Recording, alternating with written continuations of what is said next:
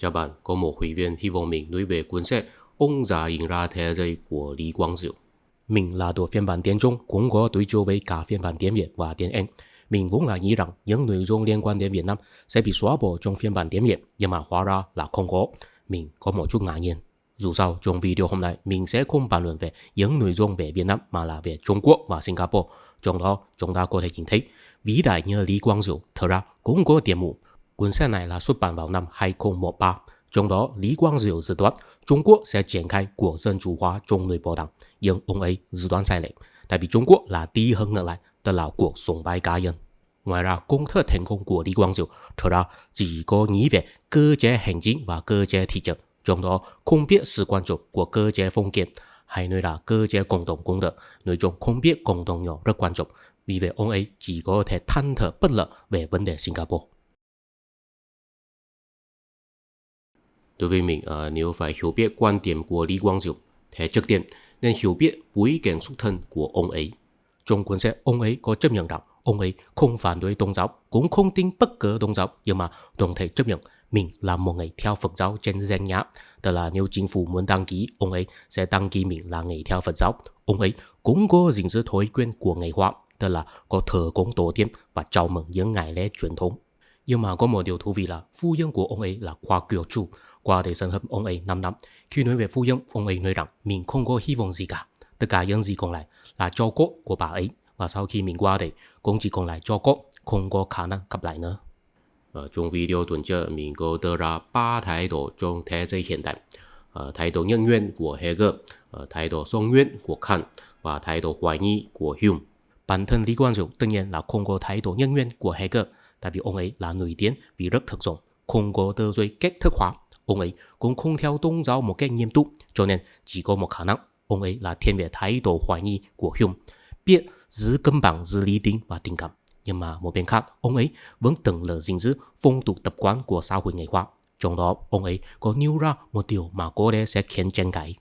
Khi nói chuyện với thủ tướng cũ của nước Đức, Helmut Schmidt, ông ấy nói rằng luân lý nho giáo đã được nội hóa trong ông ấy thông qua giáo dục gia đình.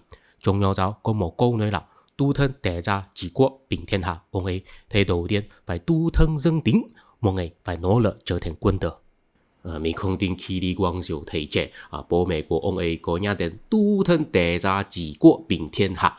Đó chắc là sau khi ông ấy trưởng thành rồi, có đọc phiên dịch tiếng Anh của kinh tế nho giáo mới biết được câu này.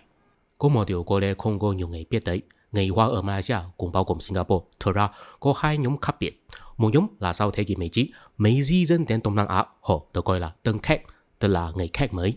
Một nhóm khác là từ thế kỷ 15, sau khi Chính Hòa khai thác công đường hàng hải ở Đông Nam Á, họ đã di dân đến nơi rồi. Nhóm này được gọi là Baba Nyonya. Baba là chỉ nam tính, Nyonya là chỉ nữ tính.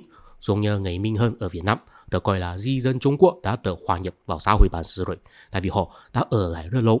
Baba Nyonya cũng vậy. Thật ra, khi nước Anh thực dân Malaysia, trong đăng ký của chính phủ, Baba Nyonya không phải là người Hoa, tại vì họ đã được coi là người bản xứ rồi. Nhìn vào trang phục và món ăn truyền thống của Baba Nyonya cũng đã biết họ rất khác biệt với người Trung Quốc rồi. Là sau năm 1960, vì yếu tố chính trị, người thống trị Mã Lai mới đăng ký lại Baba Nyonya thành người Hoa. Và gia đầu của Lý Quang Diệu thật ra là xuất thân từ Baba Nyonya. Mẹ của Lý Quang Diệu thậm chí có xuất bản một cuốn sách giải nấu món ăn của Baba Nyonya. Baba Nyonya là di dân người Hoa đã được bản xứ hóa, chỉ là họ không gia nhập Hồi giáo thôi. Họ là nói tiếng Mã Lai và tiếng Anh mà không nói tiếng Hoa. Toàn gia đầu của Lý Quang Diệu vốn là không nhận chớ hắn, họ là chân thể trong trường họ của người thực dân nước Anh. Đó là vì sao mình không tin luân lý nho giáo có được nội hóa trong ý tưởng của Lý Quang Diệu. Có một điều chớ trêu là người Hoa như mình là bị thế lực Trung Quốc phát minh thành người Hoa, còn người Hoa như Lý Quang Diệu thì là được phát minh mình là người Hoa. Có lẽ cũng không có nhiều người biết đấy. Tuy Lý Quang Diệu là sau 50 tuổi mới bắt đầu học nói tiếng phổ thông, nhưng trước khi đó ông ấy đã biết nói tiếng Phúc Kiến.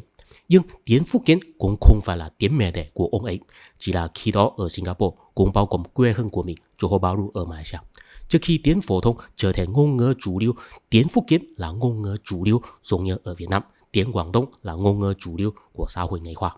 Nếu các bạn có đọc cuốn sách thì chắc sẽ lưu ý đến Lý Quang Diệu có rất tự hào một điều là ông ấy có triển khai chính sách động viên người Hoa Singapore nói tiếng phổ thông, làm truyền thống phân công bị biến mất.